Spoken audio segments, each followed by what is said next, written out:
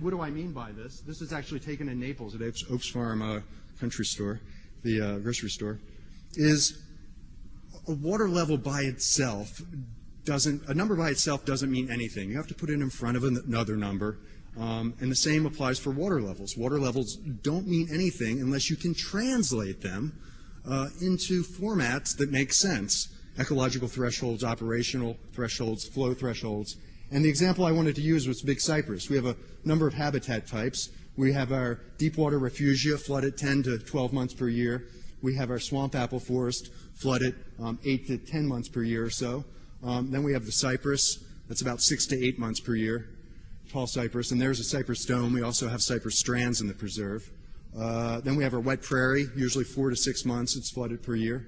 And then we have our uplands, pine uplands, and these are beautiful places. This is actually tobacco roots and mountains. We have our pine uplands that are 3 months per year, the hydric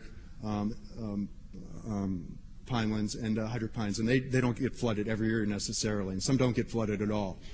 But it's a mosaic. You know, where is the wetting front in that mosaic at any time or place, and how long has it been there? And I've tried to transfer that mosaic into this cartoon. So you have the giants at the edge of the water that rise up out of June. Then in July it rises up into the wet prairies. By October it's up at the pinelands. And then we have our sheet flow moving through, sending water down to Everglades National Park.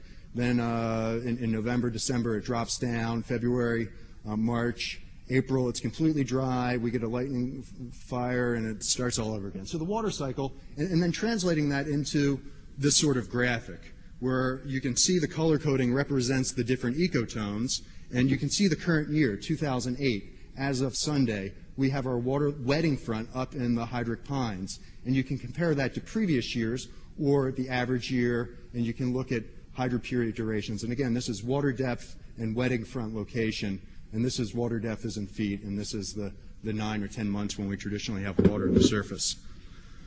Well, and of course those ecological criteria have to be changed if you're in the Everglades. You use ridge, slough, tree islands, other ecological parameters, which leads me to the next founding principle of the journal, which is being able to connect the event horizon as data is unfolding to the historical parade of data that came before, going back all the way to the 1930s, even before in some cases. And the traditional way to do that is with a line hydrograph. This is Lake Okeechobee's current stage as of Sunday. We're still below 11 feet, and this is 2008 right there. You can compare it to previous years, 1983 El Nino years, 2007. And that's the traditional way to display the data. What I've come up with is called this hydrologic calendar. And I call it a poor man's data dump because it throws all the data up on one screen. And you read it like a book from 1940 down to 2010, and then the months of the year from January to December. So anywhere that it's a dark blue is where it was 17 feet or higher stage.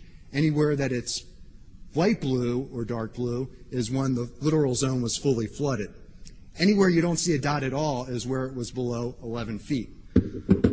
So biologists, ecologists in the room, this is a handy way to look at some pretty complex data and see that historical record and to make some fun analyses out of it. For example, it's now been 500 days that the lake has been below 11 feet, and that milestone was just passed on July 23rd. So that's been fun to track. And you can do it for other parameters as well, including flow. This graph shows flow going into Everglades National Park across Tamiami Trail from 1978 to present in millions of acre feet per year. The green is Big Cypress National Preserve. The light blue is the S12s, and the dark blue is the L29 culverts. And that data can be converted into this sort of hydrologic calendar where, if need be, you could go into particular years and really see how the flow occurred through those structures. Not just water levels, not just flows. You can also do it for birding habitat. The Cape Sable seaside sparrow.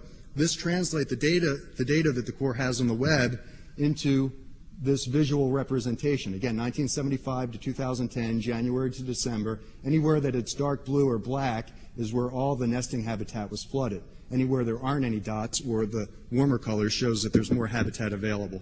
So Even temperature. I've done this for the historical timeline of temperatures at Naples Daily Airport, 1940 to 2010, and these things are updated weekly. So you can see that we haven't had a day at Naples Airport below 30 degrees since 1989, but January of 2003 was an extraordinarily cold month. It never had any deep dives in the temperature. So it's a very powerful way. In closing, this is the Big Cypress National Preserve graph we looked at earlier, represented in this hydrologic calendar format. And again, the color coding is the pinelands are orange, the prairies are yellow, the cypress are green, the swamp forests are blue. So you can look at hydroperiod duration and depth over particular years. So it's a way to become an instant expert hydrologically.